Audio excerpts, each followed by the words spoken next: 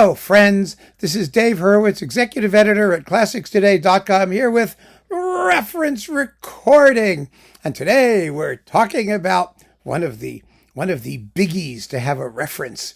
It's Beethoven's Fidelio, which I used to call Fidelio or something like that. And the reference everybody knows is Klemperer.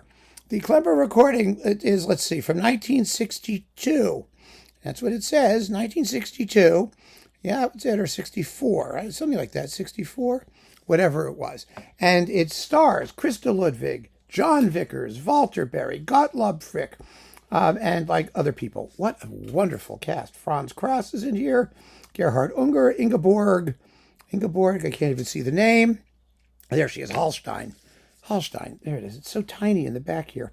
I mean, just an amazing cast with the Philharmonia, Orchestra, and Chorus, and Klemperer at his very best, when he was his usual granitic, which is the word you always have to use when you talk about Klemperer, granite-like, in Beethoven mode. Actually, it's not all that slow tempo-wise.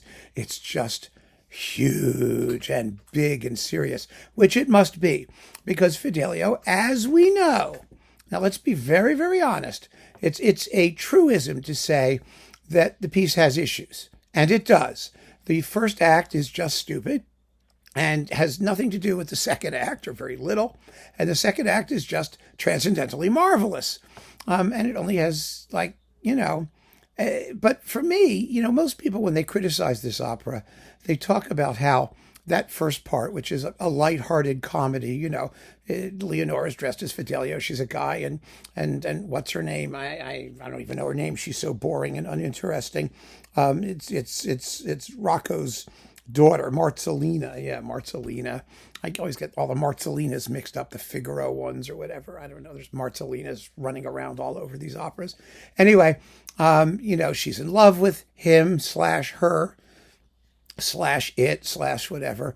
And then in the second act, she's all heroism and whatnot. And the thing that actually gets me more than the imbalance between the mood of the two acts and the intensity, the dramatic intensity of the two acts, is that everybody is like anonymously dressed and disguised. I mean, it's not just Leonora, because when she goes into the grotto, she doesn't even recognize her own husband.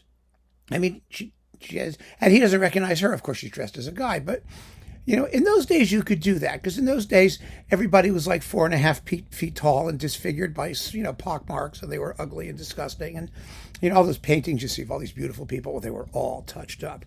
I mean, thank God they didn't have photography, because if you saw who these people were who looked so beautiful and rosy and healthy, they all would have been like disgusting and leprous and missing their teeth, and that's what it was back then.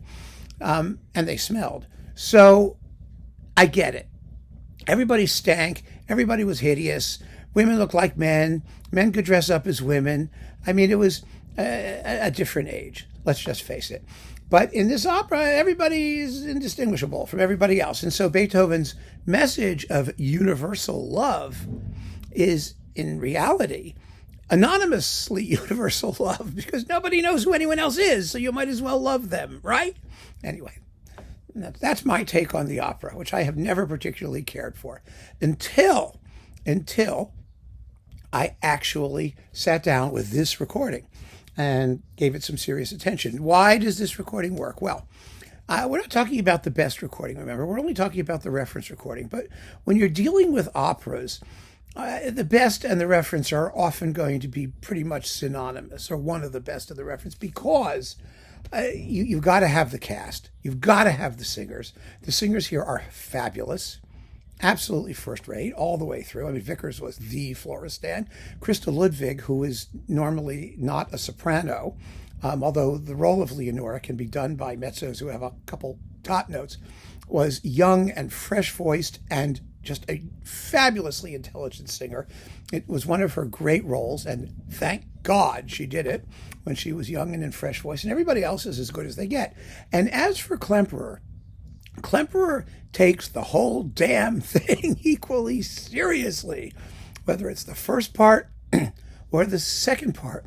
I used to have a discussion with my one of my my friends who was very, very religious Jewish guy, and I'm a not religious Jewish guy, and we would talk about the Talmud, which I've read and which he was reading, and one of the things that we met a rabbi who, when we were discussing the whole thing, it was a very interesting conversation.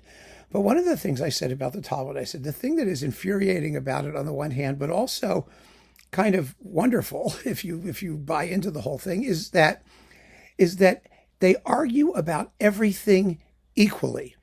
Nothing is more important than anything else, because when you're dealing with the Word of God, no one word is more important than any other. And so they all have to be given equal consideration. And it doesn't matter whether they're talking about thou shalt not kill, or how many qubits go into a cubometer, or laws that no longer have any possible modern applicability, like marrying your brother-in-law's wife if he gets killed, or your brother's wife if he gets killed, and taking how many sheep and goats you swap in your dowry and marriage contract. And it doesn't matter, because if it is the written word of God, then it's all as important. And that is this recording of Fidelio. I mean, they just take the whole damn thing with the seriousness that makes it all work. It has this homogeneity of significance, even the first act. And, of course, it segues very seamlessly into the second act for that reason. It's not that it lacks lightness, or that the comedy elements, the comedic elements in the first act are notably downplayed. They're not. It's just that the commitment of the performers is such that you're never in any doubt that this is entirely a great work, and this is the reference recording for that reason. I mean, there are other very fine recordings of Fidelio. There are. I mean, there have been, and other individual singers that people will prefer in certain roles, because that's just the way the world works, and particularly the world of opera.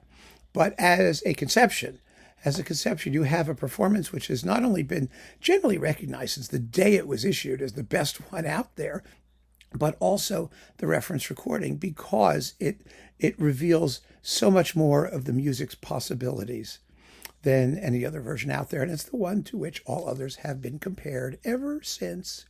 And that, my friends, is the story for the reference recording of Beethoven's Fidelio. So keep on listening, friends. Thanks so much for joining me, and take care.